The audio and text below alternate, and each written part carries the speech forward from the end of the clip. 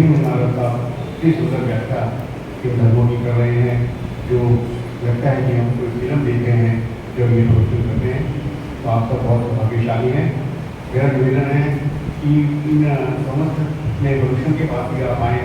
बहुत नए हमारे लोग यहाँ देखने को आ रहे हैं, सभी लोग देखिए कितना सुंदर प्रोडक्शन आपको सुनने को मिल रहा है।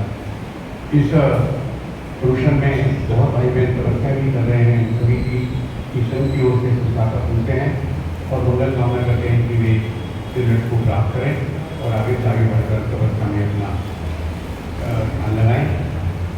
जैसा कि परवाइजर क्वेश्चन के दिनों में प्रभावना का वितरण प्रति होने रहा है, आपकी प्रभावना हमारे मुख्य संरक्षक श्री जय कुमार जैन परिवार की तरफ से है। और जब इनसे कहा कि आपकी प्रभावना होनी है तो उन्होंने कहा करिए और अच्छी से अच्छी आइटम करिए।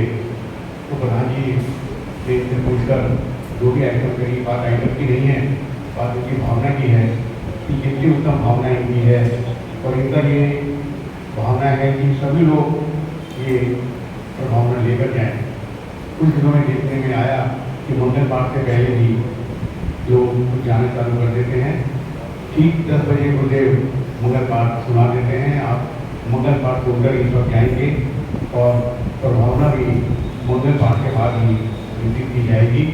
निवेदन है कि जो भी प्रभावना बांट रहे हैं उनकी भावना यही है कि आप सब प्रभावना लेके जाए। तो आप सब आज कोई भी बिना मंगल पाठ में नहीं जाएगा। और हम धन्यवाद करते हैं अपने मुख्य परीक्षा जी का, उन्होंने आज की प्रभावना का वितरण किया। इसी के साथ ये संवत्सरी भी आ रही है और दान का एक विशेष महत्व है। दान की परिपाटी शुरू से ही है और हमारे पास नाम आने चालू हो गए हैं, जिसकी हम संडे को पूरा उनका विवरण देंगे जो हमारे पास दान राशि प्राप्त हुई है। आप सभी अपना मन बनाएं और अधिक से अधिक दान राशि दें। ये संवत्सरी महापर्व पर अपना दान देने का अपना निश्चय बनाएं। जिन्होंने गुरुदेव चरणों में हैं।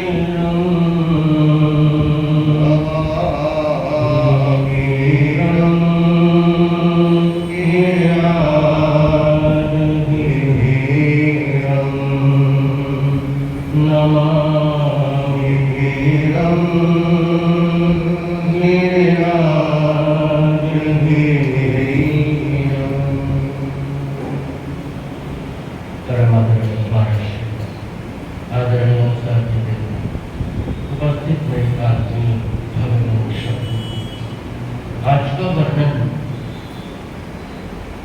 ऐसे पुण्य पुरुषों का है जो किसी साधारण व्यक्ति के पुत्र नहीं है। आपसे एक सवाल पूछूं, कोई करोड़पति व्यक्ति है, करोड़पति अरबपति, वो करोड़पति व्यक्ति ज्यादा एंजॉय करता है या करोड़पति का बेटा ज्यादा एंजॉय करता है? बेटा। तो ध्यान देना, द्वारिकाधीश के बेटे, आज जो वर्णन करूंगा जिसके पुत्र है वो द्वारिकाधीश, और करोड़पति नहीं है द्वारिकाधीश। वो तो 3 खंडों के क्या है, 3 खंडों के मालिक है। यानी हम इसे राजकुमार, प्रिंस कह सकते हैं। और प्रिंस राजकुमार कितने एंजॉय करते होंगे, यानी जिसको आप अपनी लैंग्वेज में कहते हैं मस्ती क्या, एंजॉय क्या, सुखों का भोग क्या, फुल के। मगर ऐसे राजकुमारों ने भी, जवानी की दहलीज पर खड़े थे जो, ऐसे युवकों ने भी भगवान की वाणी सुनकर अपनी सारी जिंदगी किसे सौंप। मेरी शब्दों पर ध्यान देना। नौजवानों ने, नव युवकों ने, कृष्ण जी के पुत्रों ने अपनी जवानी किसे सौंप? भगवान को सौंप। उन्होंने सारा जीवन दे दिया अपना परमात्मा को धर्म, मगर अपने आप से पूछना, हम 10 मिनट नहीं दे पाते। आप कहोगे महाराज जी 10 मिनट के घंटे से बैठे हैं, मगर जहां मैं कहना चाहता हूं, निवेदन करना चाहता हूं, मैं 10 बजने से पहले फुल स्टॉप लगा देता हूं, 5-7 मिनट पहले रुक जाता हूं। कितनी देर रह जाती है बाकी? कितनी देर? 5-7 मिनट। और आपसे पूछना चाहता हूं, विराट कोहली ने शॉट मारा, शादाब खान ने डाइव मारी, और जमीन पर बॉल टच हुई कि नहीं हुई, अंपायर को कंफ्यूजन हो गई। थर्ड अंपायर को क्या दे दिया? डिसीजन दे दिया। अब जल्दी से बता दो, थर्ड अंपायर को जमीन बॉल से टच हुई या हाथ में आई, एक एंगल से देखता है, राइट एंगल, लेफ्ट एंगल, आगे से, पीछे से, ऊपर से, नीचे से, पता नहीं बॉल कितनी देर लगती है, कितनी देर लगती है। और ये कंसंट्रेशन के साथ सांस रुक जाती है आपकी। 99 पे विराट कोहली सेंचुरी बनने वाली, इतना इंटरेस्ट, फिर चाहे 5 मिनट भी डिले हो जाए कोई दिक्कत नहीं। और आपसे पूछना चाहता हूँ, थर्ड अंपायर के डिसीजन से पहले तो डिक्लेयर होता ही नहीं है। हमारे थर्ड अंपायर है महाराज जी, इनका डिसीजन क्या है? मंगल पाठ। हम तो सुने भी नहीं चले जाते। तो मेरी बेनती समझ में आती, 5-7 मिनट में क्या फर्क पड़ जाता है? इसलिए मंगल पाठ सुनकर जाओ, आनंद आएगा। क्यों? ये 4 शरणों का एक रक्षा कवच है। लोग कहते हैं महाराज जी रक्षा कोटरी दे दो। रक्षा कोटरी हर रोज दी जाती है, मंगल पाठ से बड़ी कोई रक्षा कोटरी नहीं है। और ये मंगल पाठ 4 शरणों का शरणा लेकर घर जाओ, 5-7 मिनट में कोई फर्क नहीं पड़ता। और मेरे को उम्मीद है आप मेरी रिक्वेस्ट को जरूर क्या करेंगे, सीरियसली लेंगे। तो चलिए, अब हम प्रणाम तो रोज करते हैं ना, रोज प्रणाम करते हैं, आज भी तो करनी है, प्यारी वंदना करनी है। और ये वंदना बंधन तोड़ देती है, बंधन तोड़ देती है। और आज हमने वंदना करनी है वासुदेव कृष्ण जी महाराज के राजकुमारों को, और वासुदेव श्री कृष्ण जी महाराज की रानियों को, रुक्मणी, सत्यभामा, जामवंती, कौन है ये सब? ये पटरानियां हैं, मगर कितने सुखों के पन्नों में झूलने वाले। ये सब घर परिवार का त्याग करके परवज्या, संन्यास, साधु के जीवन को अंगीकार कर दिया। तो घटनाएं तो अभी बाद में आएंगी, पहले वंदना करना है। और अभी मैं मैच की बात कर रहा था ना, कई तरह के मैच होते हैं। एक तो अभी बता दिया मैच जो आप देखते हो, और दूसरा मैच करती है मेरी बहनें। इसके साथ ये सूट मैच हो रहा है, दुपट्टा मैच हो रहा है, मैच। मगर हम भी मैच करते हैं, हमारा दिल मैच हो जाए, हमारे जज्बात मैच हो जाए। और आपकी मैचिंग में सेटिंग हो ना हो, मगर ये गारंटी है, ये मैचिंग हो गई ना, ये मैचिंग सेटिंग पक्की है। किससे? ऊपर वाले से सेटिंग। और मेरी एक लाइन ध्यान से सुनना, जिसके ऊपर वाले से रिश्ते मजबूत होते हैं, नीचे वाले उसका कुछ नहीं बिगाड़ सकते। है समझ? जिसके किससे रिश्ते मजबूत हैं? ऊपर वाले से रिश्ते मजबूत है, यानी वो सेटिंग उसके साथ है जिसकी, वो मैचिंग उसके साथ है जिसकी, नीचे वाले उसका क्या बिगाड़े। तो चलिए प्रणाम करते हैं। रखवारी प्रणाम यो ना वीरानो, रखवारी प्रणाम यो ना वीरानो, त्याग धर्म तेरा याजिना शरीरानो, त्याग धर्म तेरा याजिना शरीरानो। धन्य है उनको जिन्होंने मन को मोड़ा था, धन्य है उनको जिन्होंने मन को मोड़ा था।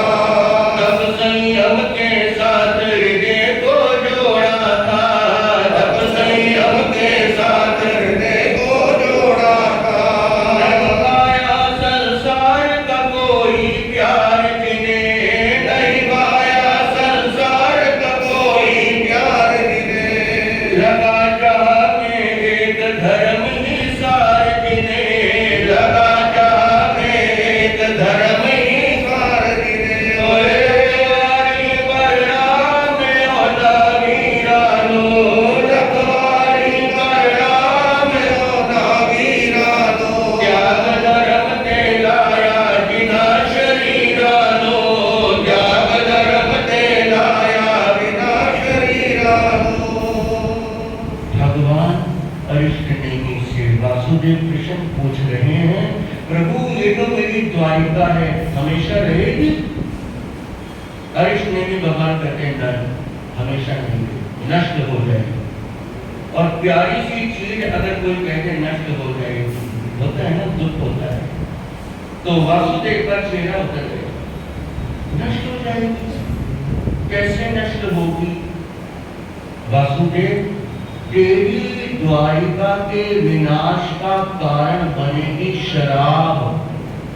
ध्यान देना, 7 तरह के कुव्यसन है। 7 लकड़ी को जैसे घुन लग जाता है, ऐसे ही व्यसन शरीर को अंदर से चाटना शुरू कर देते, खोखला कर देते। और एक बार ये लत लग जाए, किसी को लात मार दो ना, लात, तो हो सकता है शायद वो गिरे ना, संभल जाए। लात का खाया हुआ शायद संभल जाए, लेकिन लात से खतरनाक होती है लत।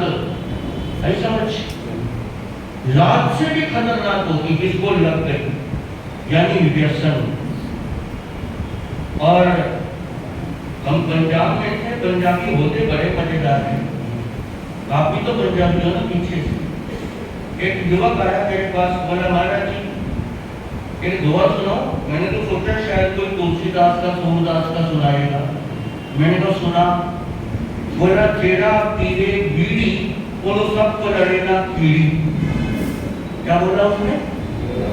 तेरा पीरे बीड़ी उन सबको लड़ेगा कीड़ी, तेरा खावे जर्दा ओ 100 साल नहीं मरदा, और तेरा भला हो जाए। जेड़ा पीवे शराब सब तो बड़ा नवाब। मैं तो आगे बहुत सुना, मैं तो कुछ तो सुनाया तू, मेरे को सुनाया था ना, आपको इसलिए सुना रहा हूँ, आपके काम आएगा।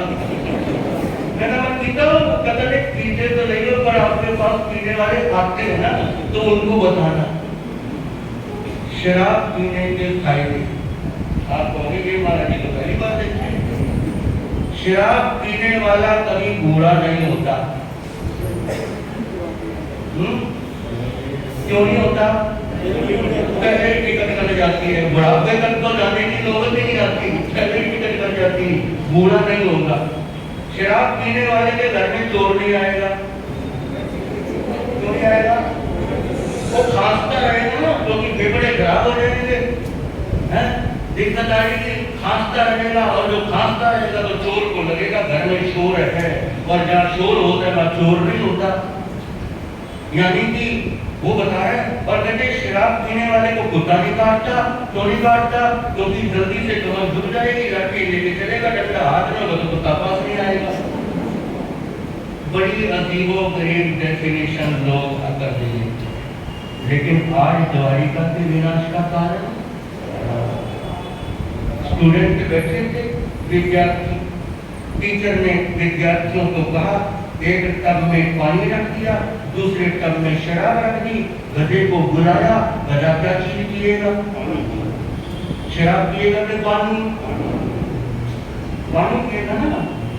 तो टीचर ने कहा विद्यार्थियों से, देखो गधा भी क्या नहीं पीता, और आदमी होते तो शराब पिए, गधा भी पानी पिएगा, शराब नहीं पिएगा। तो स्टूडेंट कहते हैं सर आप समझे नहीं, इसका मतलब आप समझे नहीं, इसका मतलब ये है जो शराब नहीं पीता वो गधा है। ये डेफिनेशन कमाल। मगर आज सुनना, ये कट करके पीते हैं हम जीवन के व्यसन। कैसे कर्म है आज आदमी कर रहा, अपनी नैतिकता से नीचे गिर रहा, खा गया ये ईमान बेच कर, हो गया हैवान से बदतर, सूरत से लगता मानव है, घूम रहा बनकर दानव है, हर बुराई को अपनाता है, खूब नहीं बिल्कुल खाता है, खूब नहीं बिल्कुल खाता है, इसका है रहा, अपनी नैतिकता से नीचे गिर रहा। कैसे कर्म है आज आदमी कर रहा, अपनी नैतिकता से नीचे गिर रहा। अब सात व्यसन, सात क्या है? कुव्यसन है। और कम से कम जैन धर्म के जो अनुयायी हैं उनके जीवन में तो ये सात कुव्यसन 100% नहीं होने चाहिए। अपने पंक्तियों में ये जो मेरा भजन है ना, आज मैंने लिखा है, इसमें एक एक अंतरे में 7 कुव्यसन है और सुनते जाना। जिसमें पहला तो यही है, क्या है? मदिरा के ये जाम चढ़ाए, आंखों में पशुता ले आए, कितने घर नशों ने उजाड़े, जीवन के संबंध बिगाड़े, हो गई बर्बाद जिंदगी, शर्म नहीं पर आई कभी भी, शर्म नहीं पर आई कभी भी। इन व्यसनों के पीछे है ये मर रहा, अपनी नैतिकता से नीचे गिर रहा। ऐसे कर्म है आज आदमी कर रहा, अपनी नैतिकता से नीचे गिर रहा। बोतल हाथ में उठाने से पहले सोच लेना, मेरे दादाजी घर से स्थानक तक समाई का आसन हाथ में उठाकर जाते थे और मैं उनका वंशज हूँ, उनका बेटा, उनका पोता, और उनके हाथ में समाई का आसन, तो मेरे हाथ में ये क्या नहीं देती? शोभा नहीं देती। ये जीवन का व्यसन है। पंजाब में एक मूवी आई थी, उड़ता पंजाब, शायद यूट्यूब पे होगी जहाँ तक मेरा ख्याल है, उड़ता पंजाब। और उसमें शायद यही दिखाया है कि किस तरह से नौजवानों की जिंदगियां बर्बाद हो गई, किस तरह से घर तबाह हो गए, रिश्ते खराब हो गए, जिंदगियां बर्बाद हो गई। लेकिन सामने देखने के बाद भी हम उस चीज से क्या नहीं लेते, हम सबक नहीं लेते। ये शराब, आज ध्यान से सुनना, भगवान कृष्ण के कुटुंब के विनाश का कारण बनी ये बोतल, ये शराब। जीवन में कान पकड़ के तौबा करना। हमारे बुजुर्ग कितने धर्मात्मा थे, कम से कम ये बुराई हमारे जीवन में होनी नहीं चाहिए। क्योंकि अगर ये बुराई है तो उसके ऊपर जानते हो कौन सा टाइटल लगता है? टाइटल शराबी कबाबी है। मुंडा क्या है? शराबी कबाबी। इसका मतलब 3rd दर्जे का आदमी।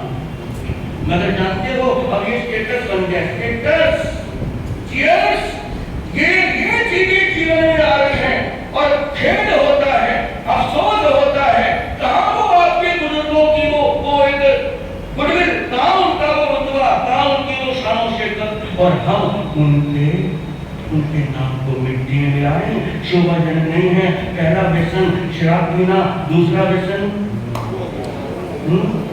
दिवाली पे चलते हैं ना पत्ते, और सुनना, लत जुए की ऐसी डाली, घर में ले आया कंगाली, भूखे मर जाते हैं बच्चे, नहीं छूटते ताश के पत्ते, होता है एक दिन मुंह काला, जब निकलता है इसका दिवाला, जब निकलता है इसका दिवाला, काली करनी का फल खुद ही भर रहा, अपनी नैतिकता से नीचे गिर रहा। कैसे कर्म है आज आदमी कर रहा, अपनी नैतिकता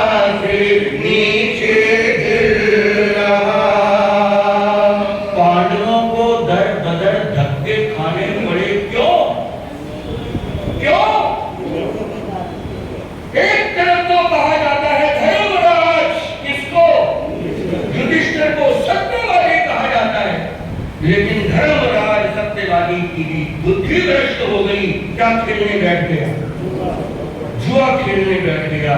और जुआ भी खेलने बैठा, दाव पे राजपाट तो लगाया,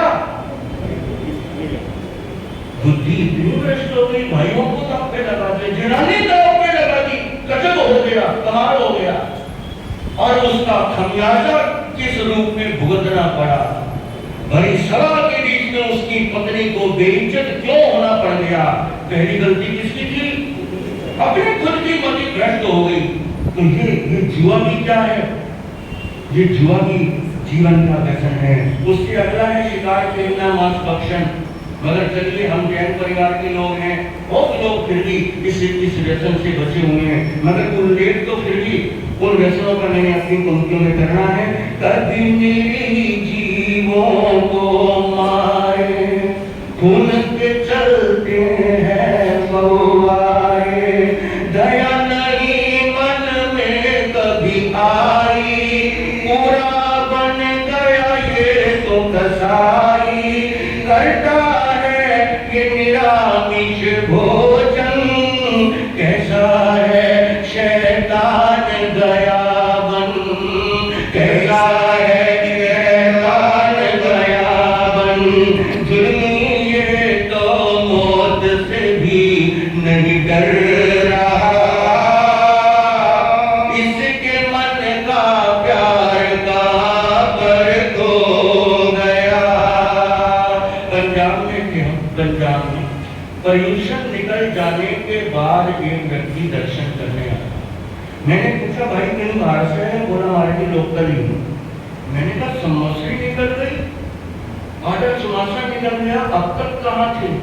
बोला अब तक मैं आपके पास आने लायक नहीं था।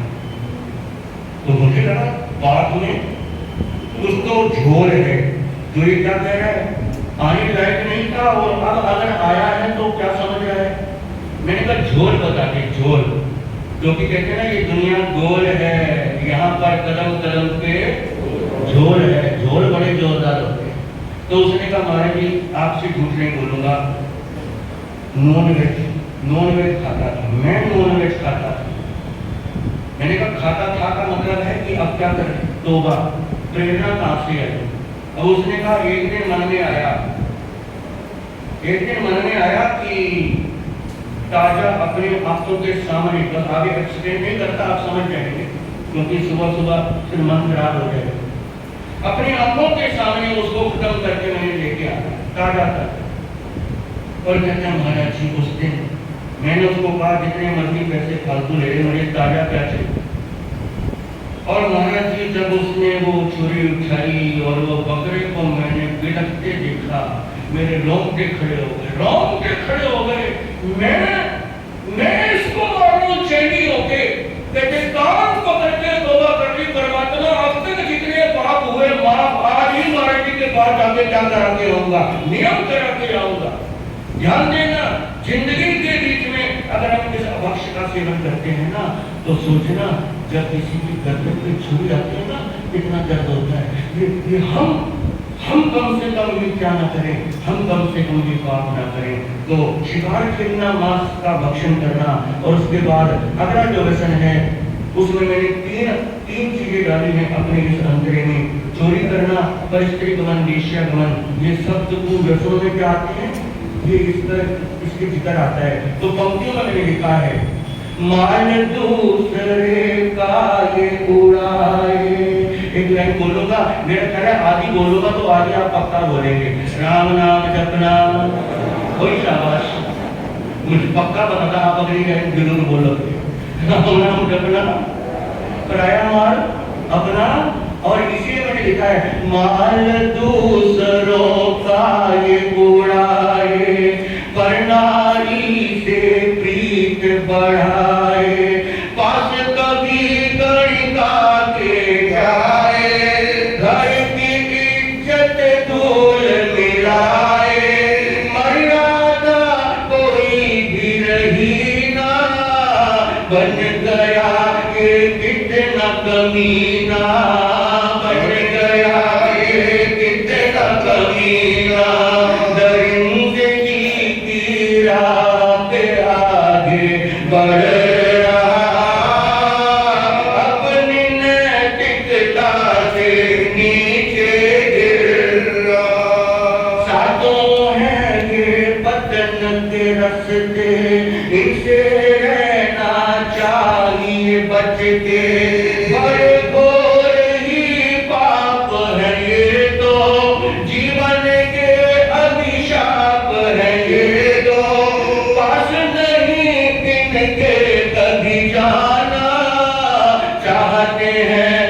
सुधीर मुनि चाहते समझाना, सुधीर मुनि चाहते समझाना, सभ्य समाज किसी कारण है बिखर रहा, अपनी नैतिकता से नीचे गिर रहा, कैसा कर्म है आज आदमी कर रहा, अपनी नैतिकता से नीचे गिर रहा। भगवान कृष्ण ने प्रभु अरिष्टेनी से पूछा, बधू द्वारिका नष्ट हो जाएगी, बचने का कोई उपाय? मेरे जैसा कोई रोगी नहीं और आप जैसा कोई वैद्य नहीं। तब सुनो वीरनगर दिल्ली वालों, अरिष्टेनी भगवान ने कहा, कृष्ण जब तक तेरी द्वारिका में आइंदिल होते रहेंगे, याद रखना, वर्ग नहीं कहा, एकाशय नहीं कहा, बेला तेरा कुछ नहीं कहा, क्या कहा? जब तक तेरे यहाँ पर आइंदिल होते रहेंगे, बाल बाप का नहीं होता। इसलिए हमारी बहन की बात जान चमासा करते हैं, आइंदिल की लड़ी चला के रखते हैं, ताकि चमासे में, बिरादरी में, संघ समाज में क्या रहे? शांति रहे, अच्छा रहे सब कुछ। आइंदिल जहाँ पर होगा वहाँ पर प्राकृतिक आपदा कभी आएगी नहीं, पल्ले बांध लेना इस बात को। और ये टोटका किसका चला हुआ है? अरिष्टेनी भगवान 22 में तीर्थंकर का दिया हुआ टोटके, जब तक आइंदिल होता रहेगा। और वासुदेव श्री कृष्ण जी महाराज ने आकर सबसे पहले तो हुक्मनामा जारी किया, सारी शराब बाहर गड्ढे खुदवाओ, इसमें डाल दो। बड़े बड़े गड्ढे खुदवा के शराब उसमें डाल दी। और ये भी बता दिया था, जो पाइन ऋषि द्वारिका के विनाश का क्या बने? तेरे यादव कुमार, पिक्चर क्लियर कर दी, तेरे यादव कुमार शराब के नशे में धुत होकर दुपाइन ऋषि को सताएंगे, उसकी बेइज्जती करेंगे। दुपाइन ऋषि गुस्से में आकर अपने करने का निदान करेंगे कि मैं द्वारिका का नाश करने वाला हूँ। और वो दुपाइन ऋषि मरकर अग्नि कुमार देवता बनेगा, और अग्नि कुमार देवता तेरी द्वारिका को जलाकर राख कर देगा। मगर उपाय एक ही है बचने का, क्या? आइंदिल। बहुत बहनों के आइंदिल हो रहे हैं, बहुत भाई बहन तपस्या में संलग्न है। तो सभी बहनों, सभी भाइयों, जो भी तपस्या में संलग्न है, सबकी अनुमोदना, सबका साधुवाद, सबके अंदर बैठे उस परम तत्व को मेरा प्रणाम, सबके सुख साधन पूछता हूँ। ये जो तपस्चरण है, जीवन का रक्षक भी बनता है, कर्मों की निर्जना भी करता है। और लो आइंदिल शुरू हो गए, खड्डों में शराब गिर रही, आइंदिल चल रहे। और कहते हैं यादव कुमार एक दिन, जैसे ये आज का मौसम हो रहा है ना, मस्ती वाला मौसम, सैर सपाटे को दिल करता है, तो यादव कुमार भी खेलते खेलते कहाँ चले गए? जहाँ दुपाइन ऋषि साधना में बैठे, और उसी के बराबर में खट्टे खुदे जिसमें क्या पड़ी है? शराब। यार यहाँ तो फुल स्टॉक मिल गया, आज तो कमाल हो गया, बड़े दिनों के बाद मिली है ये दारू, अरे सारी दवाली की बाहर। और आज तो खुले क्या करो, आज तो खुले पान करो, और सोम रस सबने पी लिया। कौन सा रस? ये आपने बड़े बड़े बढ़िया नाम रखे हैं, सोम रस पी लिया, डकार लिया, और डकारने के बाद धुंध हो गए नशे। दुपाइन ऋषि को सताने लगे, पत्थर मारने लगे। कहते ये कौन रोटा बैठा है? एक ने कहा ये द्वारिका को जलाएगा, कहता ये सारा जब जलाएगा तब जलाएगा, पहले तो इसका काम करो। और इतना दुर्व्यवहार किया दुपाइन ऋषि से कि दुपाइन ऋषि को क्या क्रोध आ गया, और कहा ऐसे हाथ उठाकर, अगर मेरी तपस्या का कोई फल है तो यही फल मेरे इन पापियों का नाश करने वाला बनो, निदान करने लगा। और जब पता चला, वासुदेव श्री कृष्ण जी महाराज बलराम जी को भागे भागे आए, दौड़े दौड़े आए, दुपाइन ऋषि के चरणों में गिर गए, नादान बच्चे हैं, माफ कर दो। तब दुपाइन ऋषि ने कहा, कृष्ण तुम दोनों मेरे पास आ गए, तुम दोनों को कुछ नहीं कहो, और किसी को जाने नहीं दूंगा, और किसी को छोड़ूंगा नहीं। तो तेरी मिन्नतें करी मगर माने नहीं। पर कहते हैं दोपहर ऋषि ने अंजल का त्याग कर दिया, जिसे हम संसारा भी कहते हैं, ठीक है। और बिना अंजल के जिंदगी कब तक चले। और एक दिन दोपहर ऋषि काल धर्म को प्राप्त हो गए, मरकर अग्नि कुमार देवता बने हैं। और जैसे अवधि ज्ञान से अपना पिछला जन्म देखा, द्वारिका वालों ने मुझे सताया था, हिसाब लेने के लिए आए हैं, द्वारिका को जलाने के लिए आए हैं। मगर जैसे ही, क्योंकि अग्नि कुमार देवता है, सारी दुनिया की अग्नि उसके नियंत्रण में है, जैसे अग्नि की ज्वालाएं ऐसे निकाली, निष्फल हो गई। क्यों हो गई? आईपीएल हो रहा था। हाँ, वैसे घड़ी की सुई ना जरा आज आगे जल्दी नहीं, तो मैंने आपको बताना था कि क्या हुआ द्वारिका में। 100 महीने एक मन की वो बड़ी गजब की घटना है, मगर सुना नहीं पाऊंगा, ठीक है। मगर कहते हैं जितने द्वारिका में आईपीएल हो रहे थे, और मैंने तो अक्सर देखा है, एक जगह संतों ने कहा भाई प्रवचन में तो सभी आते हो, महाराज जी के जाने के बाद भी थानक में आके समाहित किया करो। तो कई लोग खड़े हो गए, महाराज जी नियम करो, आपके जाने के बाद हम पास रहने के आगे क्या करेंगे, समाहित करेंगे। महाराज जी तो चले गए और नियम के साथ ही चला गया। मैंने देखा है कई बार बड़े जोशों जुनून के साथ हम क्या करते हैं, शुरुआत करते हैं, मगर धीरे धीरे जैसे गैस के गुब्बारे की वो निकल जाती है ना, सारी गैस कैसे हो जाता है। द्वारिका में शुरू में तो आदमी बड़े जोरों शोरों से, बड़े जोरों शोरों से, और एक दिन एक आदमी के मन में विचार आया, जहाँ पर इतने आईपीएल हो रहे हैं यार, एक दिन मैं नहीं करूँगा तो क्या फर्क पड़ जाएगा, है ना। तो यही बात सबने सोच ली, यही बात सबने सोच ली। और एक दिन ऐसा आया, द्वारिका में एक भी क्या नहीं हुआ, एक भी आईपीएल नहीं हुआ। और जिस दिन द्वारिका में एक भी आईपीएल नहीं हुआ, अग्नि कुमार देवता किसी मौके की ताक में था, आसमान के ऊपर आके खड़ा हो गया और अट्टहास करके हंसता है, बस कर दी तपस्या, कर रही है आईपीएल, तो तेरे धर्मात्मा बनते थे मेरी शक्ति को रोकने के लिए, आज देखता हूं तुम्हें कौन बचाता है। अग्नि कुमार देवता ने सारी द्वारिका में यो हाथ फैलाता जा रहा है, उसके हाथों से अग्नि की लपटें निकल रही हैं।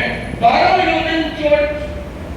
योजन लंबी 9 योजन की चौड़ी द्वारिका को आग की लपटों में लपेट दिया है। धूम धूम करके क्या चल रही है, द्वारिका चल रही है। वासुदेव कृष्ण मन में विचार करते हुए, भगवान की वाणी आज क्या हो गई, भगवान की वाणी आज फल गई थी।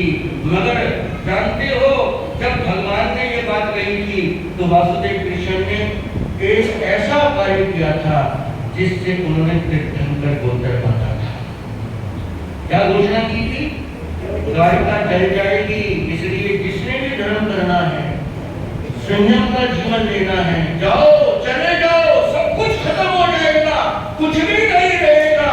इसलिए जिसने बंदगी करनी है, तपस्या करनी, संयम पालना है, सब निकल जाओ, क्योंकि द्वारिका जल जाएगी। द्वारिका तो जली थी, याद रखना, एक दिन ये काया भी जलेगी। जैसे द्वारिका जलने से पहले उन्होंने जीवन का अर्थ संभाल लिया। एक पंक्ति है, मृत्यु के आने से पहले जीवन का अर्थ समझ लेना। एक बड़ी प्यारी पंक्ति किसी संत ने बोली थी, अर्थी के उठने से पहले, रिपीट, अर्थी के उठने से पहले जीवन का अर्थ समझ लेना, वरना बड़ा अनर्थ होता है। अर्थी के उठने से पहले जलना तो इस काया ने भी है, जली द्वारिका भी थी, लेकिन वो समझदार थे, जलने से पहले बहुत कुछ संभाल लिया। तो ये भविष्यवाणी सुनकर जितने राजकुमारों के मैंने नाम लिए, महारानियों के नाम लिए, सब निकल गए थे, सब चले गए थे। भगवान विष्णु के चरणों में दीक्षा लेकर सब पुण्य आत्मा तो द्वारिका पुण्य आत्माओं से खाली हो गई थी, क्योंकि सब संयम धर्म का संकल्प लेकर भगवान विष्णु के साथ विहार कर गए थे। और पीछे तो वही बच गए थे जिनके जीवन में व्यसन थे। और आज द्वारिका धू-धू करके चल रही है। वासुदेव लवण समुद्र के किनारे द्वारिका थी, पानी के बीच में उतरे, ऐसे पानी को उछाला मानो द्वारिका को ढक देंगे। और देवता हंसा, वासुदेव तुम्हारी भुजाओं में तो बड़ी ताकत है, लेकिन अब तुम्हारा समय आ गया है, अब इन द्वारिका वालों का समय आ गया है, अब तुम बचा नहीं सकते।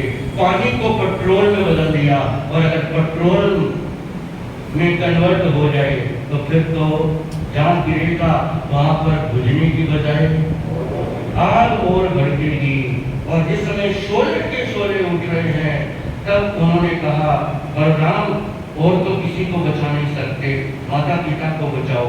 दौड़े गए, अश्वशाला में गए, घोड़े चल रहे, गौशाला में गए, दुम्बे चल रही, यानी उनको रथ में जोड़ने के लिए ना कोई बैल मिला ना कोई घोड़ा मिला। और जो रथ का जुआ था उसमें एक तरफ बलभद्र खुद जुड़े घोड़े की जगह, एक तरफ कृष्ण जी जुड़े, और कहते माता पिता को बैठो रथ के बीच में।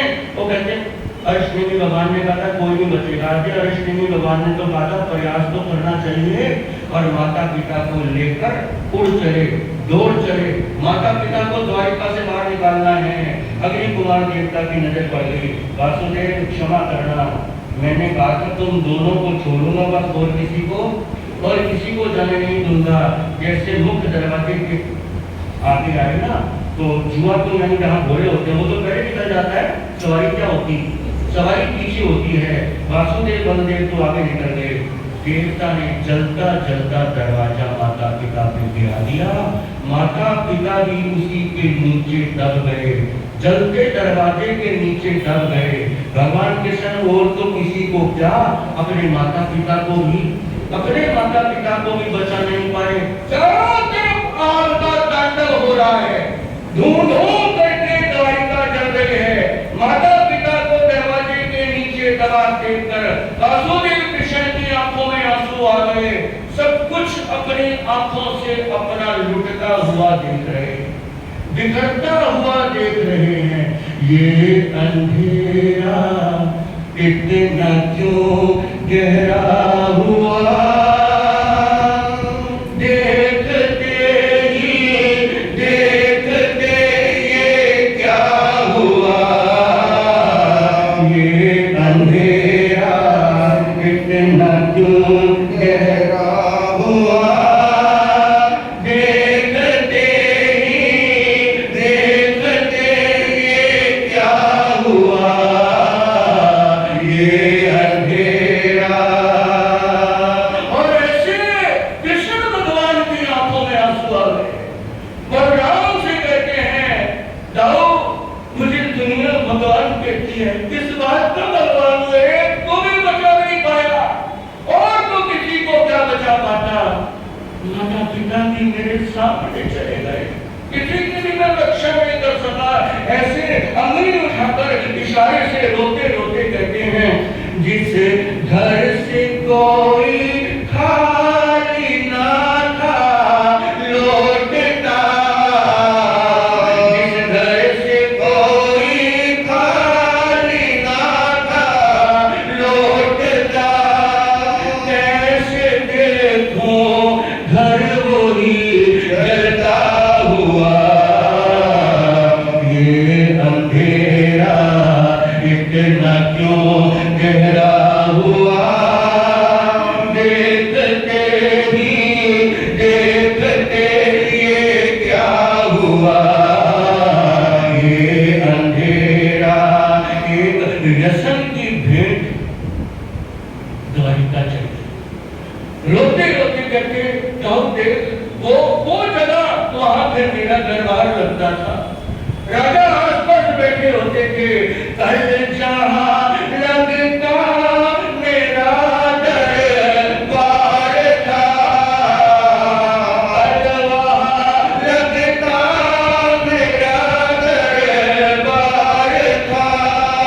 दिख रहा वो खाक में मिलता हुआ।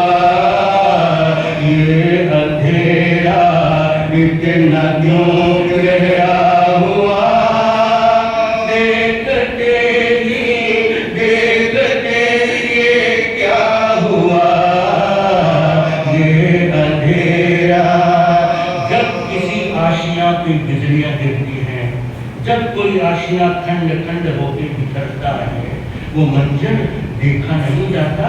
अभी हिमाचल में कितनी दवाई भी देखी आपने, कुदरत जब उजाड़ने पे आती है ना, कुछ नहीं छोड़ती। और रोते रोते वासुदेव श्री कृष्ण कहते हैं, इस चमन में खुशियों के जो अंबार के, इस चमन में खुशियों के जो अंबार थे, क्यों वो जरा कल था जो गिरता हुआ, ये अंधेरा इतना क्यों गहरा हुआ, देखते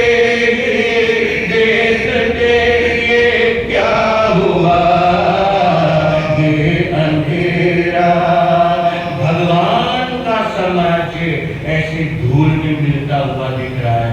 हम इंसानों की औकात क्या है, हमारी तो हैसियत क्या है। और रो रहे हैं, लिटरली रो रहे हैं वासुदेव। उस जगह जगह पर ऐसे इशारे कर करके बता रहे हैं, जिस जगह सजती थी कल को महफिलें, जिस जगह सजती थी कल को महफिलें, आज है वहाँ पर धुआं उड़ता हुआ, ये अंधेरा इतना क्यों गहरा हुआ, देखते ही देखते ये क्या हुआ, ये बर्बादी का मंजर क्यों आया, जीवन के व्यसन के कारण से। एक जीवन का व्यसन जीवन का कलंक बन गया। चढ़ता सूरज था, बुलंदी पुण्य का चढ़ता सूरज था। देवताओं ने ही द्वारिका बनाई थी, मगर जलाने वाले भी कौन है, देवता ही है। ध्यान देना, पंक्तियां है, पुण्य का सूरज बड़ा जो बुलंद था, पुण्य का सूरज बड़ा जो बुलंद था, आज है सूरज वही ढलता हुआ, ये अंधेरा इतना क्यों गहरा हुआ, देखते ही देखते ये क्या हुआ, ये अंधेरा। मगर जिनका साम्राज्य बिखर रहा है, जल रहा है, ध्यान देना, अभी जल रहा है, ये सूरज फिर निकलेगा, ये सूरज फिर निकलेगा, तो आगे तीर्थंकर परमात्मा के रूप में निकलेगा। श्री अमरनाथ उनका क्या होगा, श्री अमरनाथ उनका नाम होगा। कितना बड़ा कुटुंब था, 56 करोड़ यदुवंशियों का कुनबा था, कुनबा यानी कुटुंब था। मगर जीवन में व्यसन आ गए, बुराई आ गई, हैरानी नहीं होती। तीर्थंकर भगवान की बारात में बारातियों के लिए क्या रखा हुआ है, नॉनवेज।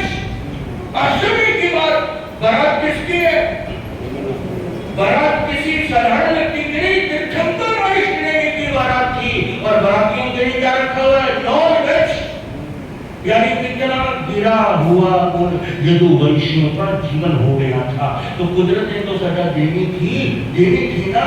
अब कर्म तो कोई भी करे, ऊपर वाले की लाठी बेआवाज होती, मगर जब पड़ती तो छोड़ती कुछ नहीं। 56 करोड़ यदुवंशियों का वंश था, 56 करोड़ यदुवंशियों का वंश था।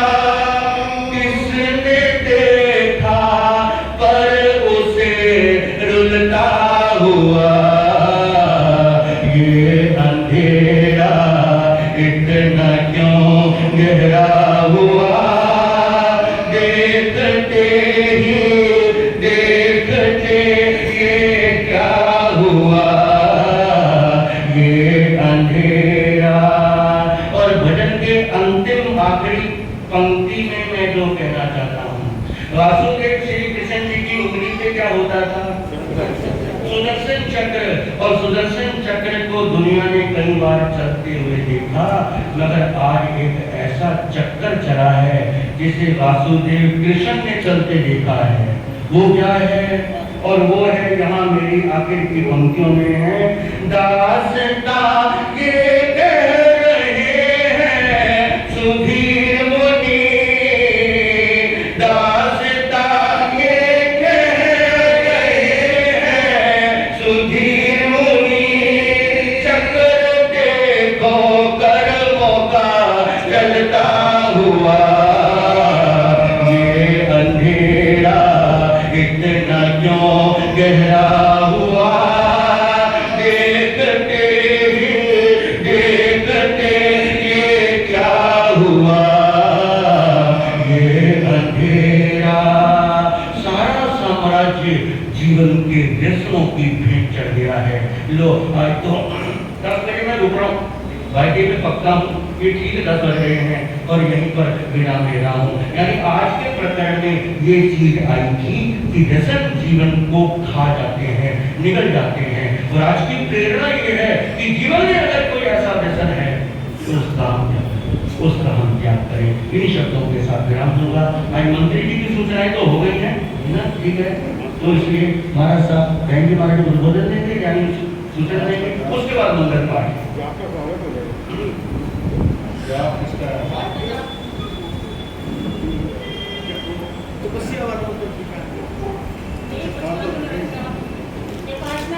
आज का उपासना जिनके लंबे चल रहे हैं, आज हम लोग